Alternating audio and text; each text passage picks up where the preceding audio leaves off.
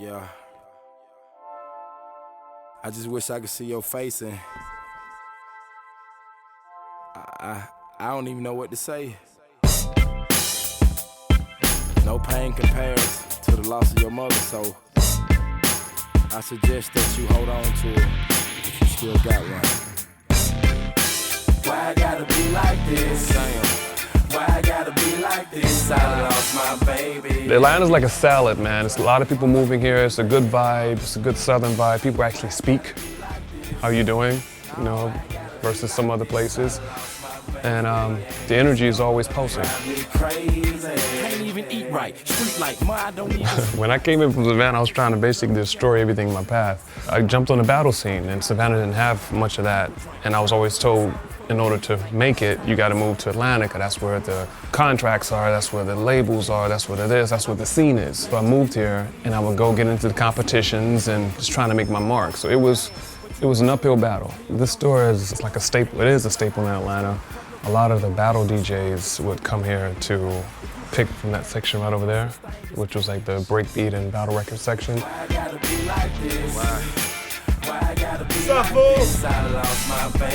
I tell street dudes this all the time. They be like, man, y'all in Atlanta too nice. Like, we give hospitality, and the thing is we let anybody come to our state.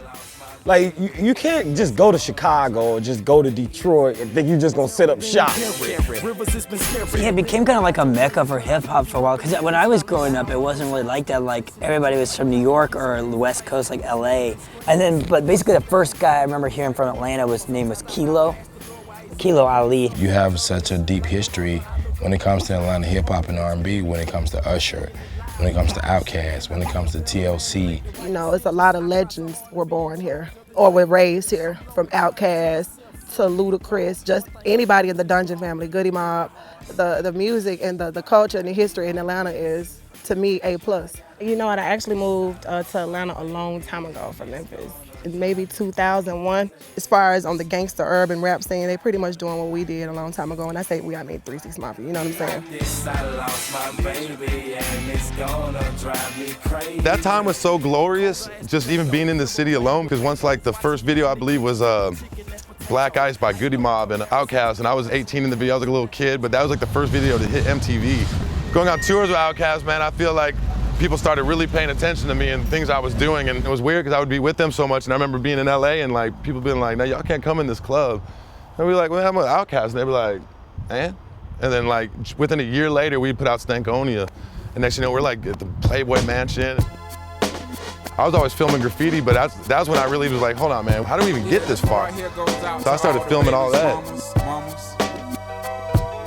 I've been hanging out here since 1993. And not that I've always lived around here or anything, but it's just always come back. It's just like, this is like where we go fishing, you know? There's no water. There's a very like big discrepancy between like rich and poor. And so like the architecture and the food and everything that comes from that huge discrepancy like creates a lot of culture. If you just really listen to it, you can tell where someone is from just off of the energy of the record. To me, the West Side may be like the most gutter part of Atlanta. So that's where T.I. and Shawty Low and those artists are from.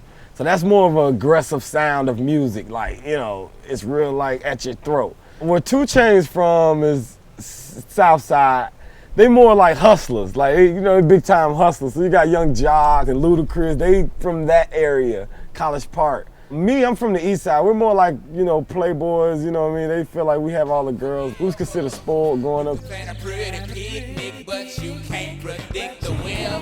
Because Atlanta became such the focus for hip hop, like on a national level, people like Ludacris and OutKast and like these people that were staple in Atlanta, and they all of a sudden like rose up, what happens is it kind of influences everything around it. I mean, even like the Black Lips, they're very heavily influenced by hip hop. There's actually a bad connotation with rap rock after the late 90s kind of thing with like Limp Bizkit and stuff. So it has to be done in a delicate manner, I think. Otherwise it can come off just kind of corny. But I think it's starting to happen actually, like going in the right direction finally, you know. You got black people dressing like rock and rollers now, skateboarding and everything. It's like, things have definitely melted together finally, man, and I think that's a great thing. All the new styles that's coming out right now, that's that keeps the fire going in me, because I'm always trying to look for the next thing. Yeah, hip hop's my foundation, but I also spin dubstep, produce dubstep, spin electro, produce electro, and it's that way because the people want to hear it. They don't want to go to a place and just hear one type of music anymore.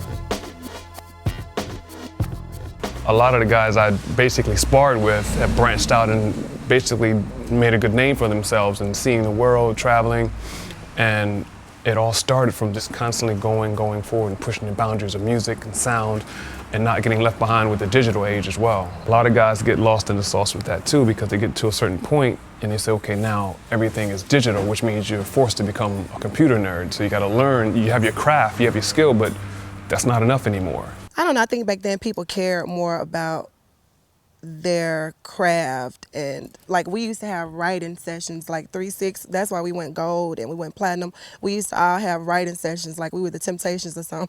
We all like write songs together as a group and everybody played their part. You have to work smarter, not harder. Now, with everything being more accessible, you don't need to go straight to an attorney and say, how do I do this and how do I copyright this? Because you can go online and find it out. Atlanta's been known for music, you know, even the OutKast days, the SOS days, Dungeon Family, everything. But a flip side of that coin, you know, Atlanta always had a good art scene over here. Music just kind of foreshadowed it. The great thing about Art Beats and Lyrics is that it started from nothing.